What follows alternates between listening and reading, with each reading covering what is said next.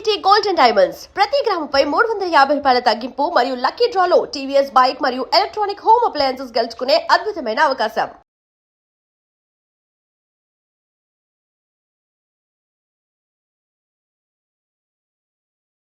ఇక్కడ మర్డర్ చేశారు, ఇక్కడ తీసుకెళ్ళి పడేశారు అనేది నేను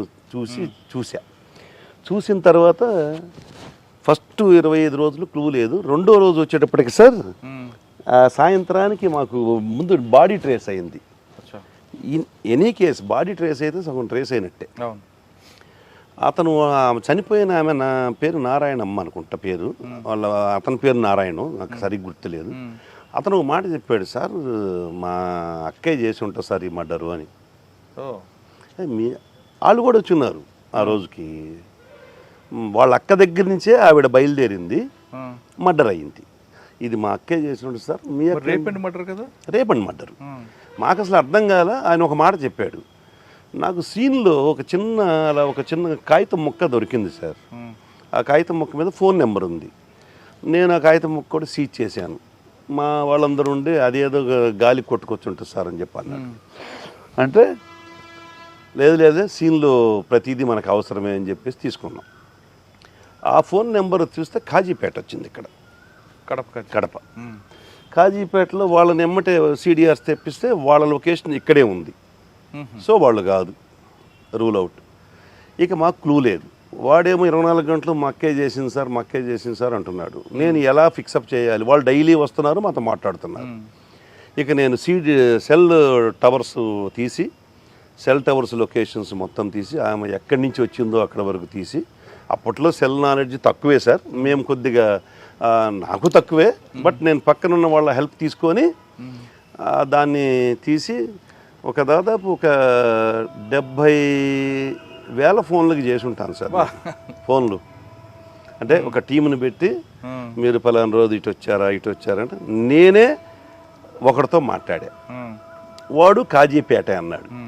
మీరు ఎక్కడంటే కాజీపేట అంటే మీరేమన్నా ఇటు వచ్చారంటే లేదు సార్, నేను కొండకు పోయేవాడిని సార్ అన్నాడు అని పెట్టేసి. ఈ సెల్ టవర్లోంచి తీసిన తర్వాత మెయిన్ ఎవరు ఆ రూట్లో ఎవరు వచ్చారని చూస్తే వాళ్ళలో ఒకటి కాజీపేట వచ్చింది. ఇక కాజీపేట లింక్ ఉందని చెప్పేసి మేము వెళ్ళి అసలు ఆ ఫోన్ వాడిని ఏదైతే ఫస్ట్ ఫోన్ ఉందో ఆ ఫోన్ వాడి దగ్గరికి వెళ్ళాం. వాడుండి ఇది పలానా వాడుకి ఇచ్చాను సార్ నేను అన్నాడు. ఏంది సార్ అంటే వాడి కోసం వచ్చారంటే నాకు చెప్పండి సార్ ఏందో అన్నాడు. ఏం లేదు ఈ విధంగా మా దగ్గర జరిగిందంటే, సార్ మర్డర్ సంగతి నాకు తెలియదు కానీ సుమోలో అయితే వచ్చిన మాట కరెక్ట్ సార్ అన్నాడు. సుమోలో అయితే వచ్చిన మాట కరెక్ట్ అన్నాడు. ఇక వెళ్ళాం, వాడిని పట్టుకున్నాం. నాకు అసలు తెలియదు అంటాడు. మొత్తం చెప్తే క్లియర్గా అడ్మిట్ అయ్యారు. వాళ్ళ అక్క కూతురు, వాళ్ళ కొడుకు.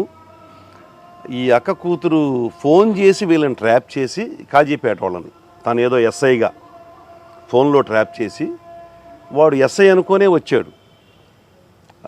సుమోలో బయలుదేరి వచ్చి ఆవిడ్ని అప్పటికే మత్తుమందు కలిపిన డ్రింక్ తాపిచ్చి తీసుకొని వచ్చి 4 నిమిషాల్లోకి వచ్చి చంపేటప్పుడు 4 పట్టుకుంటారు, వీడు రేప్ చేస్తాడు. ఇలా జరిగింది. అది ఎందుకండి ఆమె ఎందుకు చేసింది? యాక్చువల్గా ఈమె ఎవరైతే చెల్లెలు ఉందో చెల్లెలు ఆమె భర్తని ఇల్లీగల్ కాంటాక్ట్తో పెట్టుకుంది. ఎవరు చెల్లెలు? ఇప్పుడు చచ్చిపోయిన ఆవిడకి ఈ అక్క భర్తకి, అంటే ఆమె చెల్లెలే ఈమె భర్తకి ఇల్లీగల్ కాంటాక్ట్ ఉంది చనిపోయిన ఆమెతో. అతను ఈమె కోసం చీమకుర్తి వెళ్తూ చీమకుర్తిలో దారిలో యాక్సిడెంట్ అయి చచ్చిపోతాడు. వాళ్ళ ఫ్యామిలీ వీధిని పడింది. అతను కొద్దిగా మంచి పాలిష్డ్గా బతికినోడు పొలిటికల్గా. అతను చనిపోవడంతో వీళ్ళు ఆ కూతురికి కొడుక్కి ఏం వల్లే చనిపోయాడు అనేది పడి మెత్తగా మంచితంగా చనిపోయిన 4 రోజులకి జరిగింది. ఆ కూతురు ఎందుకు మరి తీసుకుందండి? ఎస్ఐగా ఎందుకు యాక్ట్ చేసింది? ఈమె చంపలేదు, ట్రాప్ చేసింది సెక్చువల్గా. అంటే మనం అనకూడదు ఆమెని, సెక్చువల్గా ట్రాప్ చేసింది వాడిని. ఈ కాజీపేట వాడిని ఏదో ఒక ఫోన్ నెంబర్స్ వాళ్ళ ఎవరెవరియో నెంబర్లు దొరికినప్పుడు ఒక నెంబర్ ఆమెకు దొరికింది. ఇక రెగ్యులర్ కాంటాక్ట్ చేస్తూ అతనితోటి, నువ్వురా నేను నీకు ఫస్ట్ మర్డర్ అని తెలియదు అతనికి, రా ఒకసారి మనం కలుద్దామని చెప్పి పిలిచి, నువ్వు 4 తీసుకొచ్చుకో, కొద్దిగా నాకు డబ్బులు ఇవ్వాలి, ఆ డబ్బులు వసూలు చేయాలి కొద్దిగా అని చెప్పేసేసి అని పిలిపిస్తుంది. పిలిపించిన తర్వాత వాళ్ళకి మందు దాపి ఒక 25,000 రూపాయలు డబ్బులు ఇచ్చి చంపిస్తుంది. ఇది case life conviction. Super. Life conviction కోర్టులో. వీడికి కాజీపేటానికి అక్కడికి వచ్చే వరకు మర్డర్ చేస్తా తెలియదు, అక్కడికి వచ్చినప్పుడు తెలియదు, కానీ అక్కడికి వచ్చిన తర్వాత 25,000 ఇచ్చి చంపేమని చెబితే చంపేశారు ప్లస్ రేప్ చేసేసాడు. చంపిద్దరు రేప్ చేశారు. వాళ్ళు పట్టుకుంటారు, ఈడి పనిలో ఈడుంటాడు, వాళ్ళ పనిలో ఒక పక్క ఆమెమో చున్నీ పట్టుకుంటాడు, ఆవిడ పక్కా ఉంది.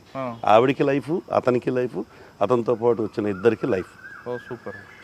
అది భలే కేసు. ఆ కేసులో నాకు మనస్తృప్తి ఏంటంటే డిటెక్షన్ కాదు, ఆ సూమో డ్రైవర్ని అప్పుడు రఘురామరెడ్డి ఎస్పీ గారు, మా కుల్ రఘురామరెడ్డి గారు, ఆ డ్రైవర్ని కూడా పెట్టమంటారు సార్.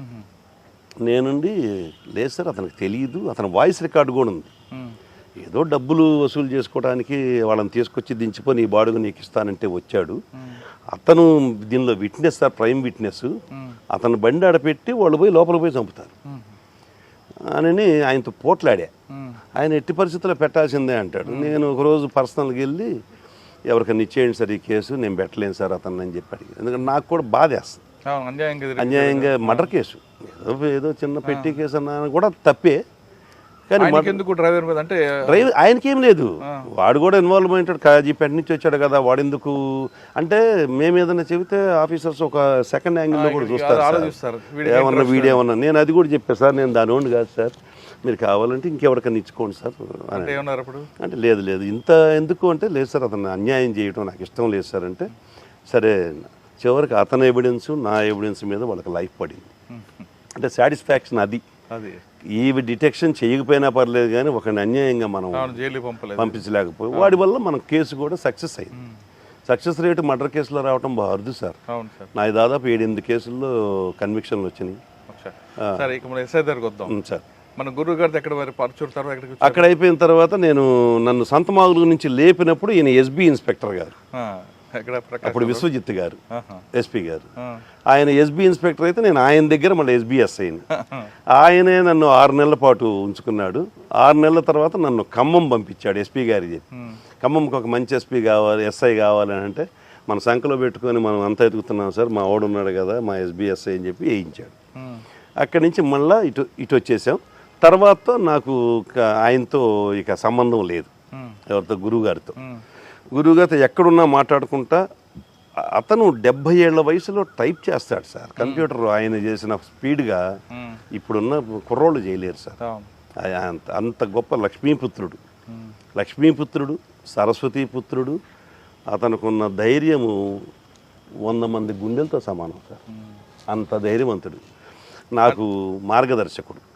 అంటే కేవలం ఇంకోలు ఎస్బీ మేము కంటిన్యూ అయింది. తర్వాత నేను కొన్ని ఇబ్బందులు పడ్డాను. ఆ ఇబ్బందుల్లో ఆయన దగ్గరే ఉండేవాడిని. పోయి ఏం ఇబ్బందులు పడ్డారు? నేను పొదిల్లో ఉండగా సస్పెన్షన్కి గురయ్యాను. ఎందుకు? మంచి కేసు చేశారు కదా కన్విక్షన్. అసలు మేము ఇప్పుడు వాటి గురించి ఎక్కువ మాట్లాడకూడదు సార్. అన్యాయంగా సస్పెండ్ అయ్యాను. సస్పెండ్ అయిన తర్వాత అందరూ కలిసిపోయి, మామూలు ఎవరైనా సస్పెండ్ అయితే పలానా ఆయన దగ్గరికి పోయి సార్ ఏదో సాయం చేయండి సార్ అంటారు. నేను పోలేదు సార్, నేను డైరెక్ట్ డీజీ గారి దగ్గరికి వెళ్ళాను. ఎవరా డీజీ గారు? అప్పుడు మన ప్రసాదరావు గారు, ఉమ్మడి ఆంధ్రప్రదేశ్ ప్రసాదరావు గారి దగ్గరికి వెళ్తే వాళ్ళు కూడా ఏం సస్పెండెడ్ ఆఫీసర్ అనగానే కొద్ది తక్కువగానే చూస్తారు. ఎవరినైనా తక్కువగానే చూస్తారు. సగం చచ్చిపోయినట్టే సార్ సస్పెండెడ్ అసలు ఆఫీసరు, సగం తక్కువగా చూస్తారు సొసైటీలో కూడా. పక్కన పెట్టిన మీ డిపార్ట్మెంట్ ఏదైతే మాత్రం 80% వాళ్ళని చులకగా చూస్తారు. సార్ అక్కడ నాకు యోగానంద్ గారు హైదరాబాద్లో, యోగానంద్ మంచి ఆఫీసర్. నేను ఆయనకి తెలియదు ఫిజికల్గా, కానీ నా పేరు తెలుసు పక్కన ఉన్న వాళ్ళ ద్వారా. నేను సస్పెండ్ అయితే ఆయన అడిగాడంటే వెంకటేశ్వర రాలేదేంది అని. మా గురువు గారు నరహరి గారు అని చెప్పాను కదా, నరహరి గారు ఫోన్ చేసి యోగానంద్ సార్కి ఎందుకు కలవలేదంటే, ఏం కలవమంటారు సార్, తప్పుడు వాడిలాగా నేను పోయి ఏం కలవమంటాను అంటే, లేదు సార్ దగ్గరికి పోను. నేను వెంటనే సార్ దగ్గరికి వెళ్ళాను. సార్ తన ఇంట్లో భోజనం పెట్టి, తన ఇంట్లో మేడం గారు వండిన భోజనం పెట్టి తన కారులో తీసుకొని పోయి ఉమేష్ రాఫ్ అడిషనల్ డీజీ గారు ఆయన దగ్గరికి తీసుకెళ్ళాను. ఆయన దగ్గరికి పోతే నేను ఆయన దగ్గరికి పోయే ముందు నేను కూడా కొద్దిగా పెడే సార్, నాకు 2 నిమిషాలు ఆయన మాట్లాడటానికి సమయం ఇవ్వమని చెప్పండి సార్ అని చెప్పాను. సార్ వెళ్ళి నేరుగా ఆయనకి డీజీపీ ఆఫీస్లో ఎంత గౌరవం అంటే మీరు నమ్మరు సార్, ఆయన వస్తుంటే ఆయనకి ఇంటర్వ్యూ ఉంటుంది, బయట సిట్టింగ్ ఉంటుంది సార్. ఏదన్నా ఆఫీస్కి వెళ్ళాలంటే ఐజీ గారి దగ్గరికి వెళ్ళాలంటే డైరెక్ట్గా వెళ్ళిపోవటం. Such a great fellow. నాకు అసలు గుండె అట్ట పొంగిద్ది ఆయన చూస్తే. సరే నేను డైరెక్ట్గా తీసుకెళ్ళాడు. ఏం లేదు సార్, నాకు తెలిసిన ఆఫీసరు, మంచి ఆఫీసరు, ఒక 2 minutes మీతో మాట్లాడటానికి పర్మిషన్ ఇవ్వమన్నాడు, మీరు ఏం సాయం చేయకపోయినా పర్లేదంట. సరే చెప్తే నేను ఒక 3 కాగితాలు తీసి ఆయన ఎదురుగా పెట్టి ఇది చదవండి సార్ అన్న, అండర్లైన్ చేసినాయి. చెప్పవా ఏందో అన్నాడు ఆయన. లేదు సార్, మీరు నాకు టైం ఇచ్చారు, మీరు చదివితేనే అర్థమైంది సార్ చెప్పే కన్నా. 3 చూశాడు. ఫోన్ చేసి ఆ కన్సర్న్ ఆఫీసర్ని అడిగాడు, మేము మీ ఇష్టం వచ్చినట్టు చేయటమేనా అంటే. ఆఫీసర్లో కూడా గట్టి ఆఫీసర్లు ఉన్నారని చెప్పుకోవడానికి ఇది ఒక నిదర్శనం. ఆయన రిటైర్ అయిపోయి కూడా ఉన్నారు, చెప్పాల్సిన అవసరం కూడా లేదు. రీసెంట్గా సార్ మా దగ్గరికి వచ్చారు, ఉమేష్ షరాఫ్ గారు. మరుసటి రోజు మధ్యాహ్నానికి రిలీవింగ్ ఆర్డర్ ఇచ్చేసారు సార్. నాకు అలా వచ్చింది రిలీవింగ్ ఆర్డర్. సీనియర్స్ అలా సపోర్ట్ చేస్తారు, క్యారెక్టర్ని బట్టి చేస్తారనేది నాకు. కానీ సస్పెండ్ ఎందుకు చెప్పట్లేదు మీరు? సస్పెన్షన్కి రీజన్స్ సార్, నేను ఒక సివిల్ మ్యాటర్ వచ్చింది సార్ పొదిల్లో. అది త్రూ పెద్ద ఆఫీసర్ నుంచి వచ్చింది, ఎవరైతే నన్ను చేశారో వాళ్ళ దగ్గర నుంచి వచ్చింది. అది ఎస్పీ గారి ద్వారా, ఎస్పీ గారు డిఎస్పీ ద్వారా వచ్చింది. నాకు దగ్గరకు కూడా రాలా. డిఎస్పీ గారు నన్ను తీసుకొని పోయాడు, నా లిమిట్స్ కాబట్టి. ఆ సైట్ ఆ దొనకొండ వెళ్ళాం. అప్పుడు కొత్తగా ఆంధ్రప్రదేశ్ రాజధాని దొనకొండ అని వినపడుతుంది బాగా. ఆ దొనకొండ ల్యాండ్ నా కర్మకాలి. నాకు అది ఎప్పుడు నైట్ మేర్ సార్, నాకు ఆ రాజధాని అనేది నేను అసలు మర్చిపోలేని ఇన్సిడెంట్. వెళ్ళాను. నేను ఎంఆర్ఓ ఆఫీస్లో పనిచేశాను కదా సార్. ఆ దొనకొండ ఎంఆర్ఓ నేను పనిచేసేటప్పుడు యూడీసీ, వాడు అక్కడ ఎంఆర్ఓ. అనా అనుకుంటా మాట్లాడుకున్నాం ఇద్దరం.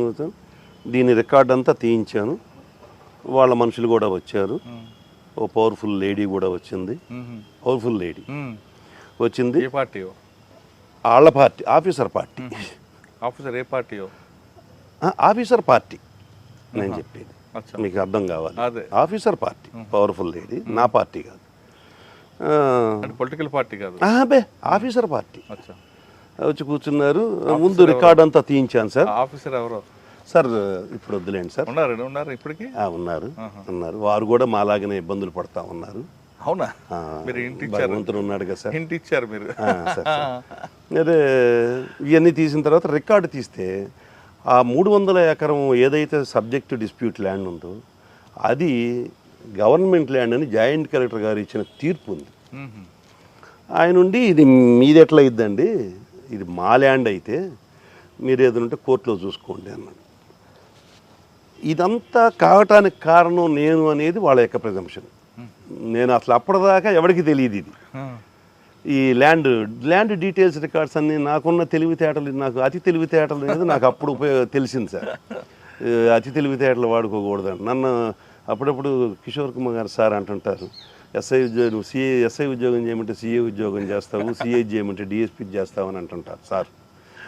Because of my proactive. అంతే సార్. 2వ రోజుకి రిలీవింగ్ ఆర్డర్ వచ్చిందా? రిలీవింగ్ ఆర్డర్ కాదు సార్, నన్ను రమ్మన్నారు. వచ్చిన తర్వాత బండి హ్యాండ్ ఓవర్ చేయమన్నారు. బండి సిమ్ము నేను దేనికైనా రెడీ సార్, నాకు ఎక్కడికైనా ఓకే, అసలు దానిలో నాకు ఇబ్బంది లేదు. ఎమ్మటే ఇచ్చేసాను, బండి పెట్టుకుని బండి వదిలేసి మళ్ళీ వెళ్ళిపోయాను. మళ్ళీ మరుసటి రోజు ఉదయం రమ్మన్నారు. వస్తూ 4 సార్లు ఫోన్ చేశారు. నాకు అప్పటికే అర్థమైంది, ఓహో నాకు ఏదో ప్రిపేర్ చేశారు. నాకు ఆల్రెడీ నైట్ తెలిసింది. పోలీసులు సీక్రసీ లేదు సార్, అడిగినోడికి అడగనోడికి ఇద్దరికి చెప్తారు మా వాళ్ళు, కాబట్టి సీక్రసీ నిజం సార్. రాత్రి తెలిసింది. పొద్దున పోగానే అడిషనల్ ఎస్పీ గారు ఉండి సర్వ్ చేశారు. తీసుకున్నాను, జేబులో పెట్టుకుని. ఏంటి చదవవా అన్నాడు. మీరు చేసిన అన్యాయం చదవటం ఎందుకు సార్, ఇది చేసిన నా కొడుకుని వదిలిపెట్టాను నేను. చేసిన వాళ్ళు ఉన్నారు. మా ఎస్బీ ఇన్స్పెక్టర్ ఒకడు ఉన్నాడు, మా బ్యాచ్ మేట్ అప్పుడు, తిరుమల రావు అని, ఇప్పుడు డిఎస్పీ అయ్యాడు మొన్నే. సరే అతని పాత్ర కూడా కొంత ఉంది. ఏదైనా ఆఫీసర్ డెసిషన్ ఉన్నప్పుడు అతను కూడా ఏం చేయలేడు, కాబట్టి నేను అతన్ని ఫైన్ ఫాల్ చేయలేను. బట్ ఆర్డర్ చేతిలో పెట్టారు. అప్పటికి నేను ప్రకాశం జిల్లాలో ఒక వెలుగుతున్న police officer, law and order ఆఫీసర్గా ఒక్కసారిగా పాతాళానికి పడిపోయా. అయ్యో.